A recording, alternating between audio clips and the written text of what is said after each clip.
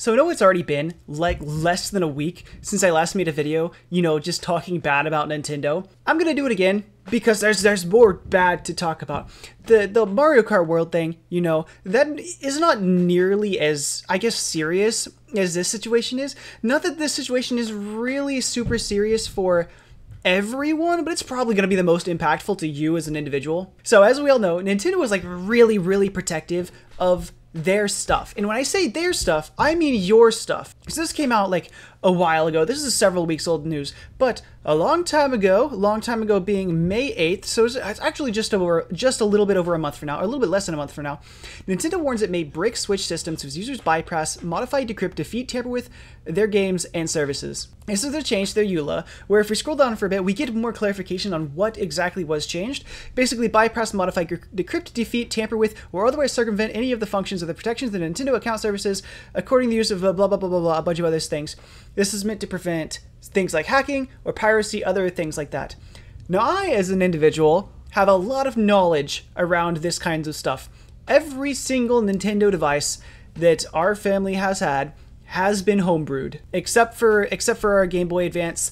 That's gone. That was lost. There's like not even a point to homebrew that, because the only thing that you'd want to do with it is like back up games and then play the games off that backed up disc, which like you don't need to homebrew it for that. Regardless, Wii U, Switch, and all of our DSs were either homebrewed or we had a flashcard for them. But what's changed now is if Nintendo finds out that you're doing this, you acknowledge that if you fail to comply with the foregoing restrictions, Nintendo may render the Nintendo account services, which is completely fair, rendering your account services unable to work. Perfectly fine. I can go ahead with that. With the stupid people who try to connect online with, like fake games or something, or try hacking online. Here's the bad part though. Or the applicable Nintendo device permanently unusable in whole or part. Nintendo says right here in their EULA that if you do any of this stuff that they don't like, then they have the right to render your device permanently unusable in whole or part. Your device. If they find you doing something they don't want you to do on your device, they will render it permanently unusable in whole or part. And that's something that definitely strikes a chord with me, because without it, how else am I supposed to be playing Mario Kart 8 on my 3DS? Anyways, regardless, I will forever be against any company restricting what I do with their hardware that I buy, because in almost all circumstances, I'm gonna want to modify it in some way that the original intent was not there for. Back whenever I had an iPhone, every chance I got to jailbreak it, I would, because I just couldn't do stuff that I wanted to do on it. I'm getting to the point maybe, now Android has been an absolute blessing so far. There hasn't been too much that I've wanted to change with it, but I'm kind of getting to the point where like, I want to start rooting my Android phone. And Nintendo's just always been a big deal. Tons of stuff that I want to touch with Nintendo. Even like, as much as I love this device, I've done so much with it. This was originally a region-locked Japanese Nintendo 3DS, or new Nintendo 3DS. I jailbroke it, and then I changed the language, and then I made it so I can connect it to the Nintendo services so that I could transfer my old 3DS over to this one. All stuff that I was not allowed to do, should not have been allowed to do, but we have ways to get around it. And now this device is my favorite gaming device. I love this thing. Problem is though, Nintendo does not want me to have this. Nintendo does not want this to be in my hand. And I will forever be against that, because I want this to be in my hand. Now, we've covered Nintendo saying that they're going to permanently render our devices unusable. It gets deeper than that, okay? This is just one instance in the EULA, rendering your device permanently unusable. The other one is the account. Now, there's a little bit of an issue with that that's kind of come to light within the past like week or two, and that's that Switch 2 permabans are so permanent that even Nintendo themselves cannot overturn them. If Nintendo decides that your account needs to lose access to online services, or more likely, your Switch needs to lose access to online services, they can't give it back as of now. In this situation, they cannot restore your ability to use the internet anymore. Long story short, okay, with this article, there is a user who shared his Switch with his family, and his sister changed her account name to Twink Link. Now, I don't know what's going on Nintendo's side, what kind of words are and aren't allowed. Obviously, Twink is the problem here. That is like such a light word to be on the censor list. But apparently, because it was named Twink Link, Nintendo says, you are not logging on to public servers with that name. And they turned him off. They shut him down. They rendered the account unable to access online services. And so this user went to customer support to see like, what was up, what the solution may or may not be. And you know what they told him? You know what advice they gave him? Permanent system bans cannot be revoked by Nintendo at all. I was told to return my system and use the latest save data cloud backups. Return this system? The system is what has no internet access. If you return that to like GameStop, like where they bought it from, where they'd be returning it from, GameStop is going to turn around and sell that same system again that has no internet access. Now, either GameStop eats the cost of having to accept the return, or the user eats the cost from Nintendo deciding you will never ever access online services again.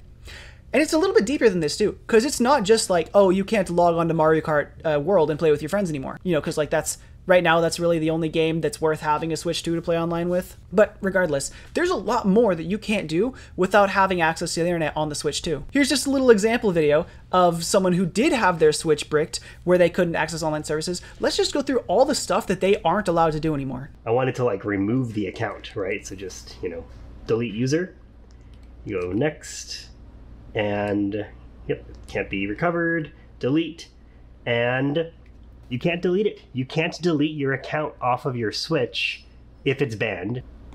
Attempt to unlink, restore. Okay. Oh, you actually can't restore the system at all. You can't even restore the Switch to factory settings. Let's get right to it. Let's eShop. Please sign into your Nintendo account. There we go. I can't even sign into a different Nintendo account. We are entirely bricked, a permanent brick. There is nothing you can do with this Switch 2 on the internet. It's happening. I wonder how many Switch 2s are just bricks.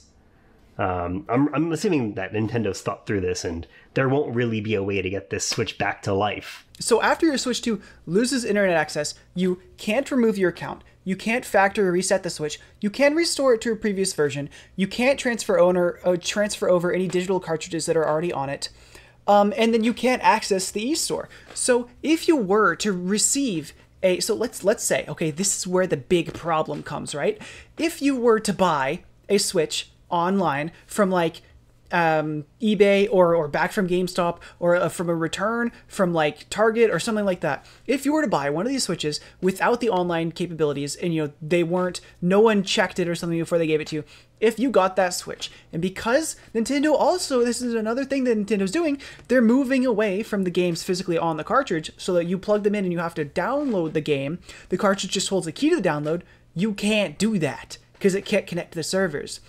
He could have played Mario Kart World perfectly fine with the broken Switch. A brick Switch, I mean. He just can't play online. You know, when you're in Mario Kart World, there's an online button, you click online and you go online. If you can play so much of the game without that, like 99% of the game doesn't require that. But because he now has a reset Switch and has to download that game off the internet, the one that he has paid for and has access to, he cannot do it. He cannot play it at all because Nintendo has said no. And you want to know why? You want to know why this happened to him? Every game that I have on my MiG Switch is actually fully legal.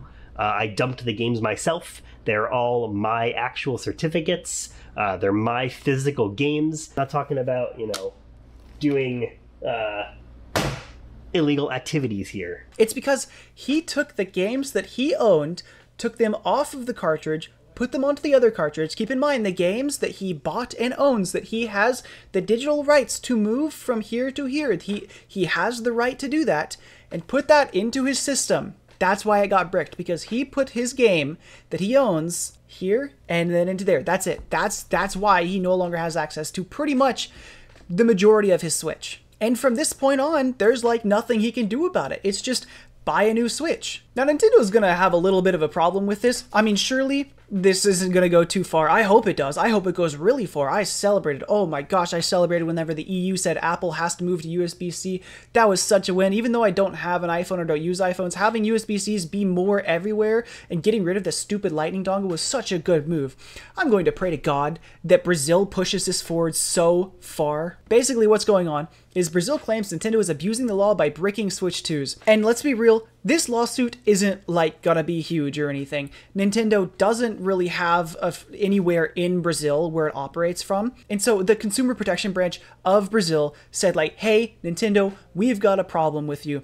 And so Nintendo had to set up like a representative in Brazil. If I remember correctly, they didn't really have one already. They had to just kind of like set one up there to deal with this whole situation. But they've notified Nintendo and made a request that they change that part of the contract, of the user agreement. And if Nintendo does it, then we'll see what happens. But as of now, they are on alert. They are saying, Nintendo, you need to fix this. And I could not be any more for it. Essentially, Procon SP believes that Nintendo is violating consumer protections by canceling subscriptions and denying access to online services, including the eShop. While Nintendo has stated that the breaking of a console is only done if someone has pirated software, the ability to do this to customers who have already paid for Nintendo Switch 2 and its services is not sitting right with representatives in Brazil. But that's about the crux of the story. Your Switch is at danger. If you try and do anything to it that Nintendo doesn't want you to do, your Switch, the one that you paid and bought for, that you charged, you operate, and you maintain, it is up to Nintendo to say whether you get to use it or not, online or offline, including offline in a lot of cases. If they do decide that you are no longer allowed to use any of this stuff, they apparently don't have the authority to remove their own ban from you, and they advise that you return it to the store so someone else has to deal with it. And thankfully, Brazil is saying, hey, you need to deal with this and you need to fix it. That's about the end of the situation. Hopefully something happens to this. I pray to God something happens to this, because I know if the Nintendo Switch 2 is the last Switch in the Switch line, I will be buying one and I will be modding it if possible. And if doing that means that I just can't use it anymore, I'm gonna have a huge problem with that. But by the time that happens, surely the hacking community is gonna find some way around getting bricked by Nintendo. But that might not happen. That might never happen. Anyways, that's about it. I'll see you later. Bye-bye.